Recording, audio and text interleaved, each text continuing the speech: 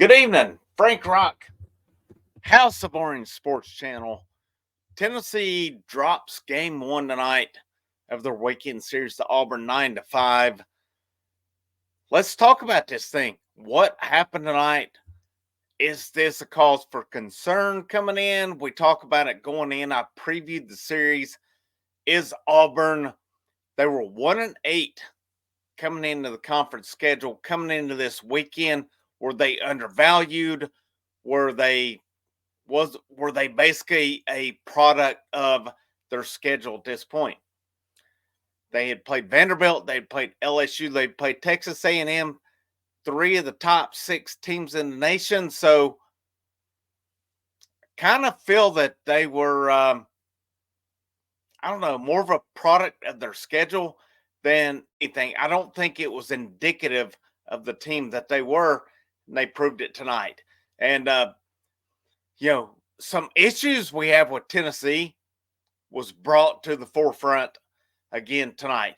With it 9-5, Tennessee jumps out 3-0 in the top of the first, but by the bottom of the first, they are down 5-3 on a Friday night, where your supposed aces are going.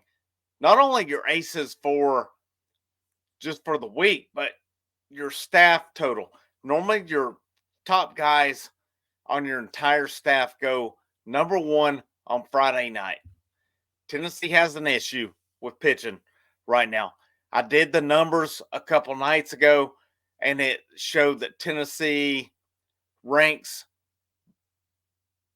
median wise top 15 in the nation in pitching.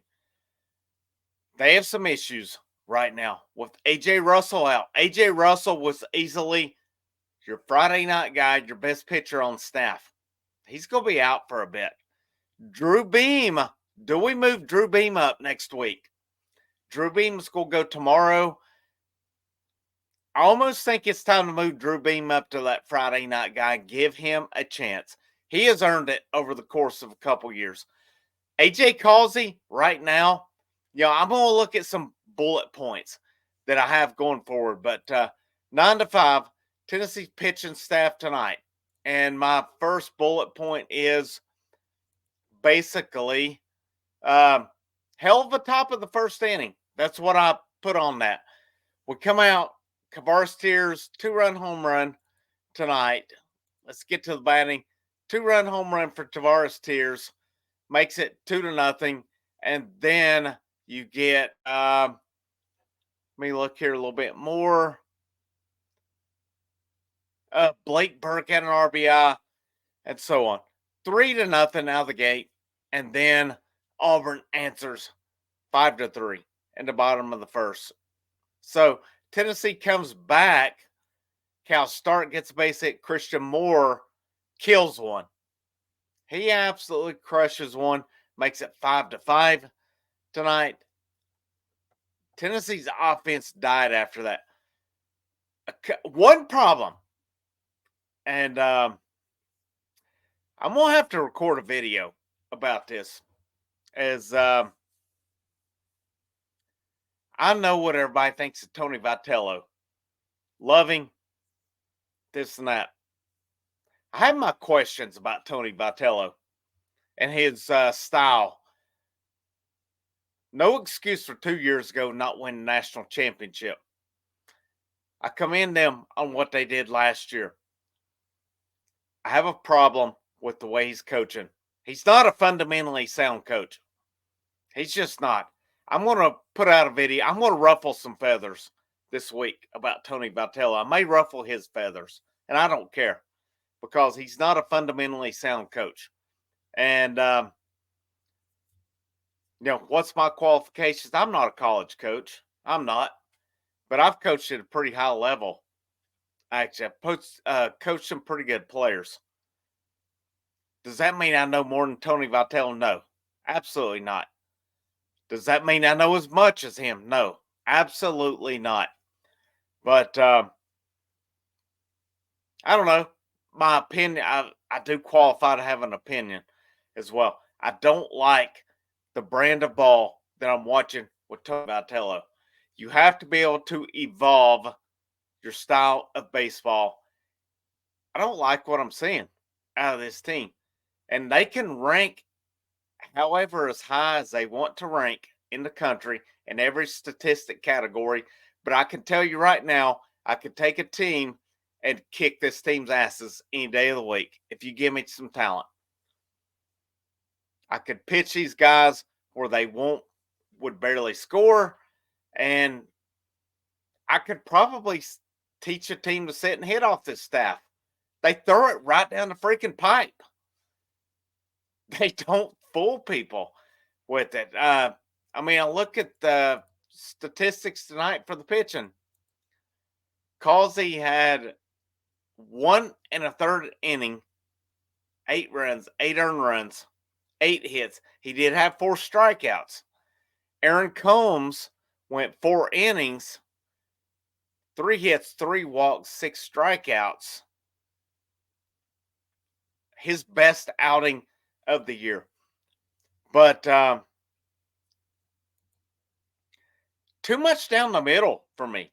Too much down the middle for this with Causey. You're throwing it right down the pipe. It's an SEC play.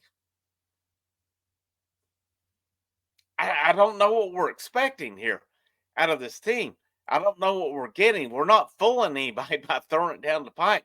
Auburn, when I looked at these numbers and I did this video on Tennessee baseball by the numbers, when I'm looking down those lines, I'm seeing that Auburn logo pop up quite a bit. So I'm coming into SEC play against Auburn, and I'm going to challenge these guys. Come on, man. Come on. Can't do that. We cannot do it. Causey has had 2 bad outings in a row. Has he topped out? Has he topped out? I think if you're Tennessee, you've got to test some other guys out at this point. I think it's vital you need a Matthew Dallas to pan out. I think it's vital you need other guys. Do you need Snead to come into the rotation? I really almost think Snead's the best pitcher on this staff right now. I almost think he's proven it, and you could look at his numbers. Maybe it's Drew Beam. I think Drew Beam's earned that right with A.J. Russell out to be that Friday night guy. I was okay with Causey, but he's had 2 very, very bad outings in a row. If you listen to any of my previews in the postseason, or I'm sorry, the preseason, I talked about A.J. Causey coming over from Jacksonville State. I had concerns based on his ERA. Yeah, he can strike guys out, but I had concerns based on his runs given up and his home runs. We're starting to see it now. We'll see where it goes moving forward. Drew Beam tomorrow. Pretty sure it's going to be AJ or Xander Sechrest on Sunday. So this team's back against the wall just like it was last weekend. Again, they've not had a series at this point that's gone to Sunday without their series being on the line. So how do they answer to this? They had some good answers, but we saw some things tonight out of the offense. Just, at one point you had 2 outs. You had Blake Burke up, 2 guys on. We do a steal to second. Hunter Ansley takes off from third, gets gunned at home, ends the inning with your best hitter on the team up with 1 swing. This dude could tie the ball game up, and you took it out of his hands. We got to be better than that. We have to be better than that, and I've got to call Tony Vitello on it. He's got to think more than what he is thinking right now. His thinking process this year, I don't know if he's out partying in Knoxville. I don't know what the hell he's doing, but it's time for him to get his thinking cap on. And yeah, the last couple series have gone well, but there's been multiple instances since we've gotten into SEC play that he's been that he's not thinking too well right now. I love Tony Vitello, but you're a big boy coach in a big boy conference at a big boy school. It's time to start thinking like a big boy. at this point. Call it what you want on this. I don't care what anybody thinks with it. I need to see better out of Tony Vitello as a guy who prides himself on baseball. Not saying I know it all, not saying I know baseball. Can't stand when people say that, but Tony Vitello is better than this. He'll call himself on some stuff. He will. He's good about that. I love Tony Vitello. I love the staff, but I need to see more out of them and in what they're doing with it. We'll see where this goes moving forward. They have a road ahead of them the rest of the weekend because this is a good Auburn offense. It is a very good offense. Their pitching's going to have to bring it. Auburn brought guys out of the bullpen tonight who've been used to starting, and they shut Tennessee down. Auburn went to the bullpen, and they shut Tennessee down. What is the rest of the weekend going to look like? We'll talk about it. I'll analyze it. I'll break it down the next couple of nights. But, I hope you'll tune in for that. My name's Frank Rock. This is the House of Orange Sports Channel. As always, go Vols.